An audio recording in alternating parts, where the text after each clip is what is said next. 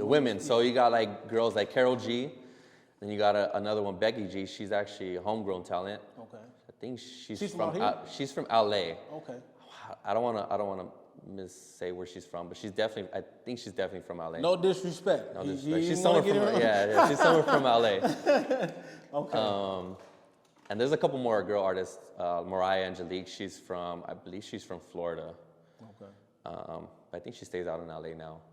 There's a couple girl artists that are definitely making the noise out there. Shout out to all the girl artists, female artists. And you know what? Like shout out my guy Swifty Blue. You have people representing this. You know what I'm saying? And I feel like they're making a point to where people understand like that music has been slept on. But you know people are on the rise with it and they pushing it and you know shout out to that. I got a funny memory with I guess I don't know what to call it. I don't know if it's Latin. Because Latin doesn't sound like Latino. Latin sounds like something else. Yeah, it's pretty generic. Okay. Pretty generic term. Okay. Yeah. So I got a funny memory because that was my birthday. Shout out my fiance. She took us to this club and we were drinking, right? And I think she said, yeah, no, you're not drunk until you can dance to the Latin music, right? So Suavemente came on. Oh man, we got to dancing when that song came on. That's the memory I have with Latin music. Like, wow, like, okay, but Suavemente is a hard song, drunk or not. I like that. That song is dope. Yeah. Rather drunk or not. But shout out to that, man. You know, now was 2019 your first time at Rolling Loud? 2019 was my first time at Rolling Loud. Okay. Yeah. It was my first time actually DJing. It wasn't my first time attending. It was my first time DJing. Yeah. Okay, first time DJing. Okay, DJing Rolling Loud. Okay, gotcha. DJing Rolling Loud. Gotcha. Okay, now I need to take it back to this real quick. There was an event where you spoke about. You said you are falling back in love with DJing. Okay, and you said falling back in September 8, 2021, I'm falling back in love with DJing. I've been sober for 58 days. I've done 6 shows and 6 venues in 4 days. Now, speak on falling out of love with DJing. Okay. What made you fall out of love with what you love to do? Like, what happened? So let's take it back a couple years. I've been doing events, like I said, since I was 18. Yeah. So shoot, I've been non-stop grind as far as events since 18, whether that's been house parties to throwing my own clubs, to throwing my own events, warehouse parties, to concerts, mini concerts, shows, whatever you want to call it. There was a period in time where, where I guess I could say I just lost myself in just throwing events and being a promoter, where I wasn't really too. What would you say? I wasn't in love with DJing no more. I just fell in love with just more throwing the events. I guess became really busy. I think that's what made me fall out of love with DJing. It's just being so busy and just putting my heart and soul into throwing these events. And making a name out of myself as far as hosting these events and stuff like that. It just became a time like, what was it, like 2017? No, I wouldn't even say 2017. 2018. Between 2018 to like the pandemic, I was just throwing consistently every week, different venues, my own events. So it took a toll mentally on me. It definitely does. Like. Especially I was hosting 4 different parties every month, every week. It became mentally draining to the point where I didn't want to DJ my own events no more. It became so stressed. Not every event was all butterflies. Some events, it's part of the game. Sometimes you have to take your L's and take them to the chin, because at the end of the day, this is what I wanted. I'm the one signing the contracts. I'm the one throwing the events. I'm the one coordinating everything, and if you have to take it to the chin, you have to take it to the chin, and that was probably the hardest time of my life was just losing myself, throwing these events consistently, not necessarily even making myself happy either, because I was just trying to, I have a lot of DJ colleagues, just trying to get a lot of DJs booked, trying to get a lot of DJs' names out there too, so, it was very tough for me to, really play my own events and shows when I was just not mentally there. You know, I just didn't feel right. You know, I would, you know, sometimes I would go to gigs that I didn't want to go anymore. You know, I didn't want to be there. You know, I didn't want to play the set. My mind was just somewhere else. I was so stressed out. It was a very, very stressful part of my time career DJing and throwing events was those years where I was just mentally draining myself every damn weekend. You know, and I just fell out of love with it. I didn't, you know, I wasn't consistently downloading music. I wasn't staying up to tune, you know, with the trends and stuff like that. And yeah, I think that was primarily what it came down to, was just overwhelming myself with a lot of events and just doing stuff that wasn't really making me happy at the end of the day. Yeah. And I was just doing it just because I was so accustomed to it. It was like week by week, it just became like a job. You know, it wasn't something I actually loved to do anymore. You know, so it was up until the pandemic where it just really like, and I think I've spoken to a lot of people and a lot of people could agree is that, you know, as much as the pandemic was hard on a lot of people, you know, mentally and financially, because the whole world just shut down. But I think it was definitely a more positive thing for me. You were able to recharge. I was able to recharge. I was able to recollect myself. I stopped, you know, everything just, the whole nightlife just took a complete stop. I was able to just recollect myself and just take a break, you know, mentally, and not have to be there every week, you know, just stay at home and just like, okay, cool. Like, I mean, we didn't know how long it was gonna last, you know, so I was thinking, I was very naive. I was like, no, we're gonna be back in a month, you know, like this is nothing. You know, I was very naive. I was like, yo, we'll be back. Just gonna last. Yeah, they're like, give it 2 weeks, you know, the whole 2 week thing. And I'm like, oh, 2 weeks, cool. All right, cool, whatever. Oh, shoot, it extended way more than that. Man, it was pretty much the whole year. A year and a half, damn near. It was crazy as hell. So it was a very positive thing. The pandemic, it recharged me, like you said, you know, refueled my brain into like making me fall back in love again with DJing, because during that time, I was just listening to so much more music, whether that was old school to rock to just everything I loved that made me start DJing in the beginning, music-wise, I would just listen to again. And that really pumped me up to like, damn, when we get out of this, like, I want to just kind of, like you said earlier, reinvent myself. You know, reinvent myself and take things to new levels. And, you know, shout out to the pandemic, you know, it really made a very positive impact on my life. And ever since then too, like I've never looked back as far as, you know, like, you know, setting a goal for myself, you know, and now I can say I'm back in love with DJing. And since that day, when that week was, I believe it was Labor Day weekend. That's when I had 6 shows, 4 days. Yep, May. Yep, that was, you posted that September 8th. Yeah, so that was just right, Labor Day weekend. Yeah. So I think that period in time was like damn, like I'm back to like my old self, you know. I'm loving to have to stay busy as far as DJing and not really have to stress myself as far as throwing events every damn week. So did you have to separate yourself from that aspect of the business, just like as far as being in charge of throwing an event? Did you kind of have to separate yourself from that? Like somebody reached out, hey, can you? No, I'm cool. I'm just gonna stick to DJing. Oh yeah, definitely.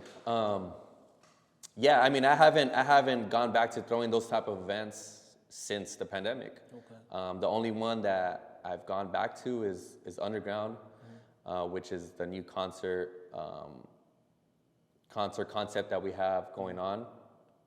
And that went crazy. That went crazy. Thank you. And Bino, Kalen went crazy. That's when we first met. I went there with Cypress, man, and it was, you know, because I came from being in the crowd to being on the stage. I want to say that was about the second or third time I was on the stage at a big show. Like, okay. And so it was funny because I'm on the stage having fun, and you looking at the people in the crowd packed in like sardines. And literally. I'm like, I never want to be back out there again, bro. Oh my God. Like, it's a totally different view. People looking at you like like a show, you know, that bro, it was crazy as hell to be up there like that. So now, and that was our biggest show. Oh, yeah. So that show was our biggest show When to I date. tell you that show was packed, it was packed. Oh man, it was packed, and it was hot to the. That was our motherfucker. first sold out show of Oh, Underground. wow. Yeah. Shout out to that, because I mean, Bino and Kalen are at the top of our music. You know what I'm saying? They're at the highest level. They're at the highest level. Oh, I'm definitely. not gonna do no ranking, but they're definitely up there. So when you were there, you didn't really look stressed out at all. You didn't look stressed out. You looked like you were cool. Like you didn't look stressed out or anything like that. But yeah, shout out to that, because that was the day that I met you. I feel like I already knew who you were though. That's the crazy part. So man, I'm sure we have a lot of the same realm of we friends. have a lot of the same Yeah. and that's crazy. Colleagues because and stuff like these that. relationships, bro. Speak on this relationships. I feel like, man, you said some stuff, and I'm going off on some other questions. But anyway, You're good. Hopefully, I'll get it back. We'll reconnect Yeah. But speak on these relationships and how important these relationships have been in your career. Shout out to DJ Freddie Fresco. DJ Freddie Fresco. Yeah, Yep. shout out to him. I know that's one of the guys. You mentioned some other DJs that you worked with a little earlier. But speak on how important these relationships are and how they've helped you elevate your game. So I was lucky enough to, when I was 19, he's still my mentor to this day. Shout out to OMJ. He throws this party called OC Day Party. Okay. OC Day Party, I heard of that. OC Day Party, yeah. I mean, he's thrown clubs he's one of the OGs in the game. He's a huge promoter. He's been doing this for so long. But he pretty much held me as far as mentoring me for a very long time, since the age of 19. He brought me in to one of his biggest clubs at that time, and he showed me the ropes as far as, promotion, how to market yourself, to advertisement. Him and his brother, I was there with them day in, day out, every single day, and just pretty much putting my brain into, in their world, and just learning everything I can as far as promotion, throwing events and stuff like that. So that's one of the relationships I could say has definitely kept me grounded to this day, is having a mentor, a really strong mentor, someone that actually knows what they're doing, and has lasted so many years in this game. I'm sure he has like at least 15 years in this game, easily. Man, you got 13. I mean, you Oh, right so there. then he maybe has like 20. Yeah. Hey, 13 years doing something that you love to do is amazing, because you got people. Okay, there we go, right there. All right. So the love thing, right? So love is love. You feel like you're in love one day, the next day is you may not feel like you're in love. You may get into an argument, something may go wrong. It's highs and lows to love. That's what people got to understand about life. It's highs and lows to love. So when you find that thing that you can stick to, even though you don't feel the best in it, that's how you know you really love something. Right. Especially when money ain't involved. That's how you really know you love something. So when you have those moments, what's something that you may be appreciative of? Because we talked about how it feels bad, but what's something that you may have appreciated about those times when you look back at them today? Just everything from relationships to learning. You got to fall in love with the lows too. You got to fall in love with the lows. Exactly. You can't have it if you can't be in love with the lows. Exactly, because that's what makes and breaks a person. Is learning how to get out of those moments, and just kind of like a hope. You just got to build yourself out of it, and just like this is for me. Right. Facts. So. Yeah. The more appreciative things is going through the motions, going through everything from the highs to the lows, to the people that you meet in between, to building connections that are long lasting. Yeah. That's the most important thing. Like, you got to be able to talk in this industry. If you can't talk, a lot of people kind of be too cool to talk. You know what I'm saying? This ain't the place. Humbleness. For that. This you got to remain humble. This ain't the place for that, bro. Yeah. And it's crazy because someone can look super regular, like they don't have no money, like you would assume they would never be that person, but they'll be a millionaire and they'll have the key to change your entire life. Oh, definitely. It's crazy. Most regular looking person. You know what I'm saying? Ain't that something? Yeah, how many times have you ran into that? Because shout out to Brian Salas. Brian Salas looks regular, but he can change your life at the drop of a dime. So speak on like some people that you may have came across that you were kind of like, you don't really look like the part, but they are the part? Shoot,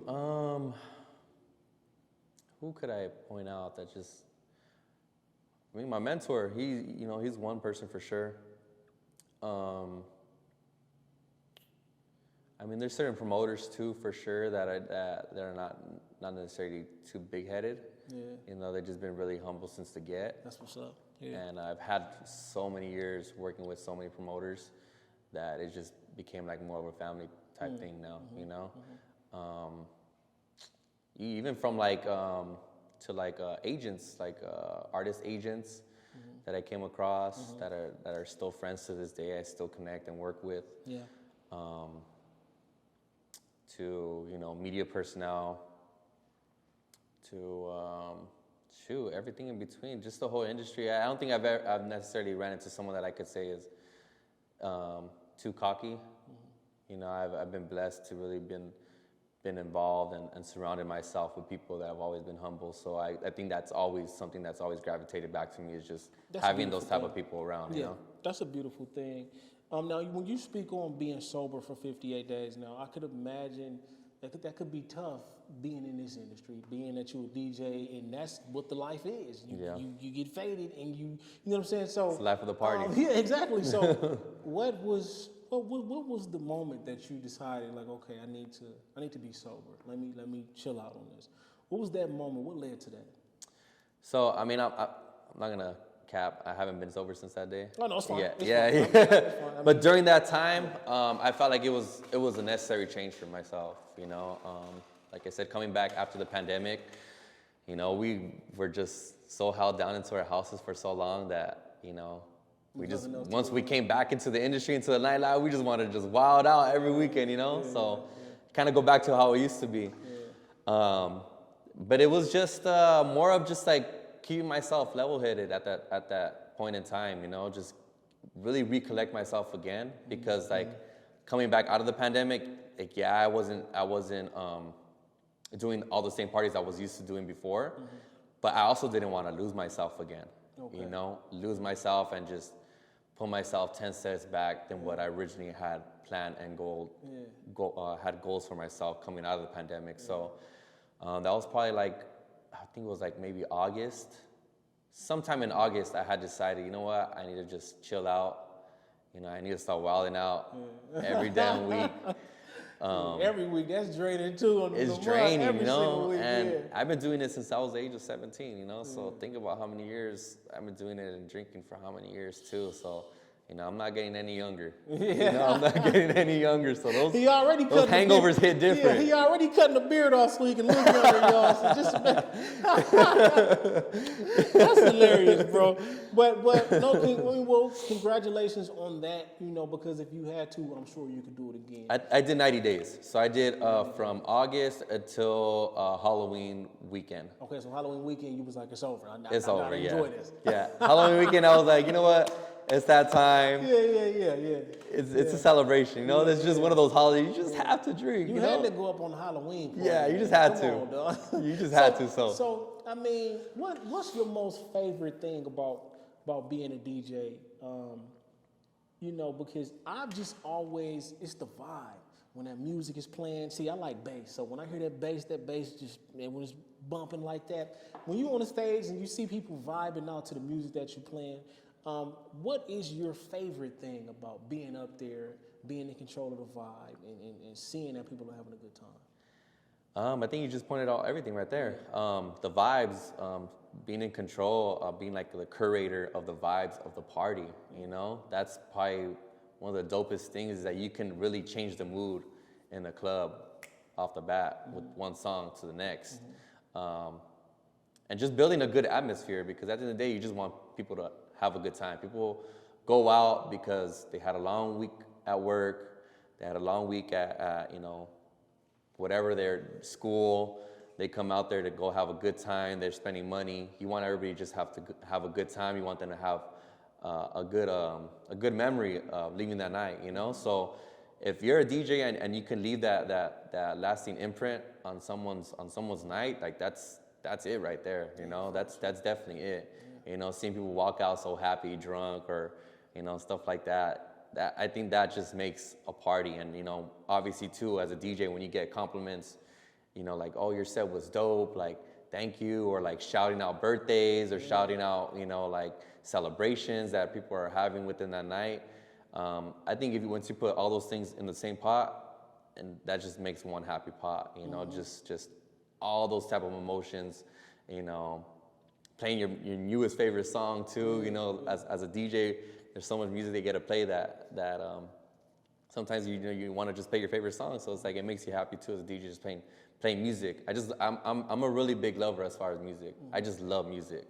So being able to just, you know, showcase my talent week in, week out, create memories for people, create memories for myself too, create memories for my friends that come out and support me, and also, you know, to the nightclubs too, you know, just building a very good foundation and experience for everybody for that night. You know, is definitely a happy place for me. Yeah, I mean, I understand that, man. It's a beautiful situation to be able to just rock out like that. You can unleash so much energy, bro. You can just be sure. you up there. It's a beautiful thing, man. So when it's like, have you ever had a moment where there was a tough crowd? Because I've kind of seen that. And as a all DJ, the time. As a DJ, you still got to be up there rocking, confident. You know what I'm saying? Yeah. So when you have that tough crowd, what goes through your mind, and how do you just continue to push forward? Because I'm telling you, the moment somebody tell me no or diss me like that, I mean, you know, I've learned how to deal with it a little better now. Yeah. But how do you deal with that as a DJ? You know, knowing that, okay, I'm about to be up here for another 45 minutes, so I gotta survive. You know what I'm saying? So how do you deal with those moments, bro? Oh man, those are definitely the toughest ones. Nigga be like, go home, you suck, get out of here. Yeah. You know what I'm saying? I mean, so what's the worst that you've seen?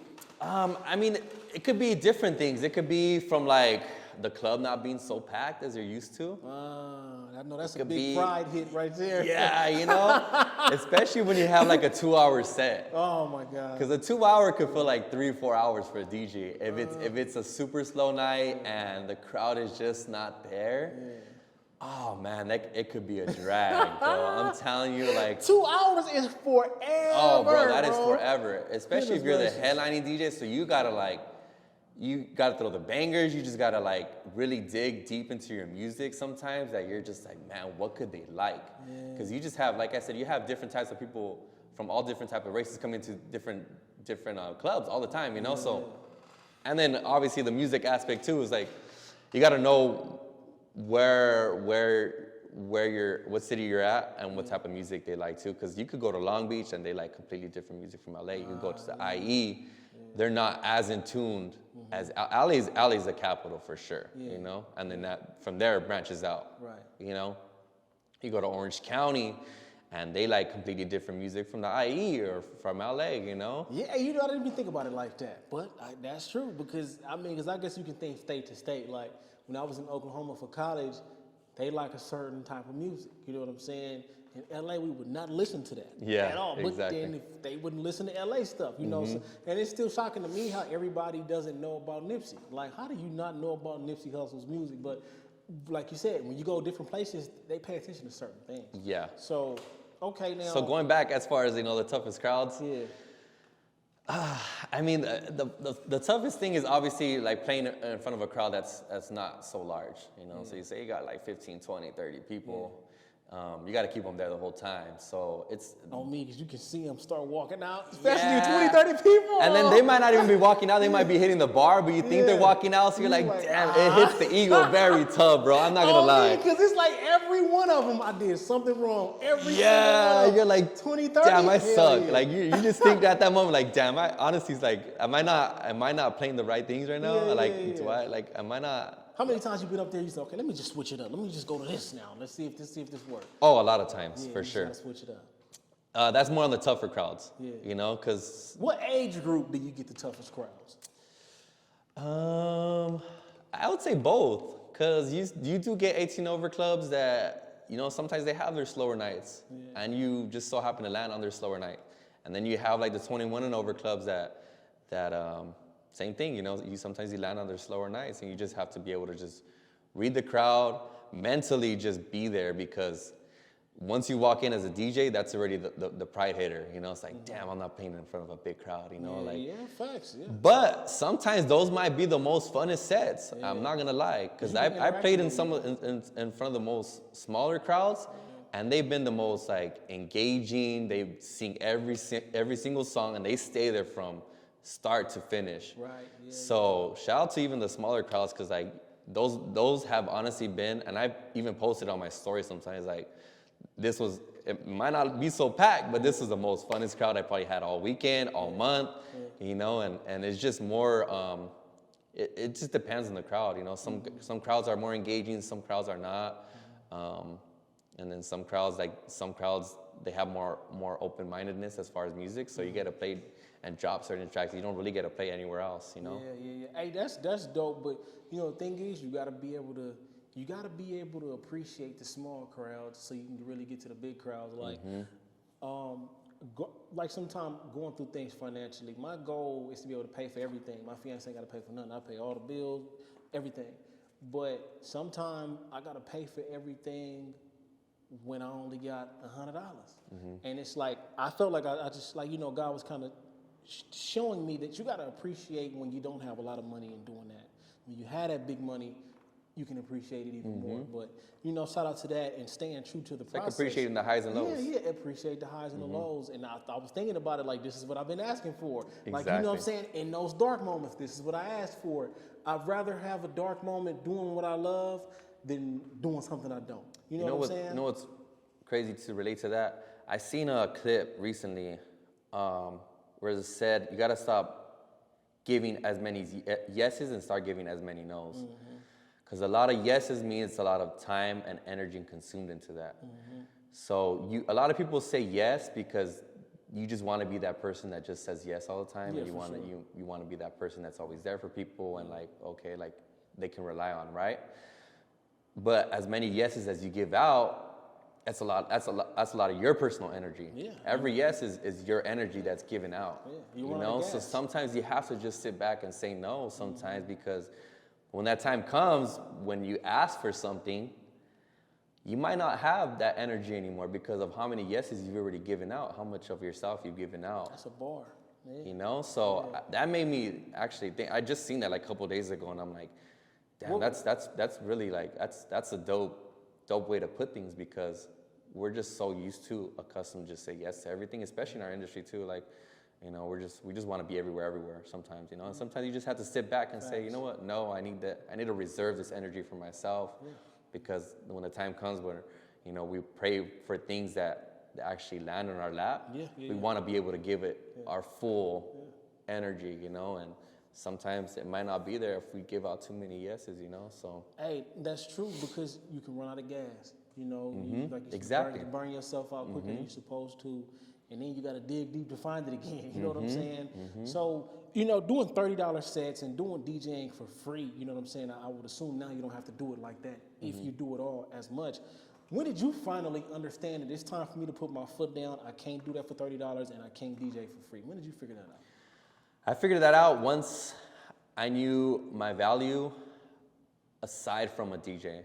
Because I can't say I'm the best DJ in the world, but I'm pretty goddamn good at what I do, you know? And I've been doing it for so long that I have so much more experience, and I can go into different places and do what I do, you know? I mean, 13 years, man. Yeah. Come on, man. 13 years of music, too. And 10,000 hours to this day, knock on wood, I haven't lost not a single song since I started DJing on my laptop. So I have every song since the beginning. 10,000 hours, I mean, you know, that's including the 30 people crowds and all. Yeah, you know everything in between. That's what's up, man. You know, because I think that's one thing a lot of people struggle with, too. Just, you know, even understanding your value, knowing that I can't do this for free, you know. And I've struggled with that, too, but I'm learning even more with that. And it's just more so about you making a decision. You got to make the decision. And also, I think what people are afraid of when it comes to being a yes person is losing opportunities. But that's what's going to come with it. If they really rock with you, they're going to be there regardless. Exactly. Whether you say yes or no.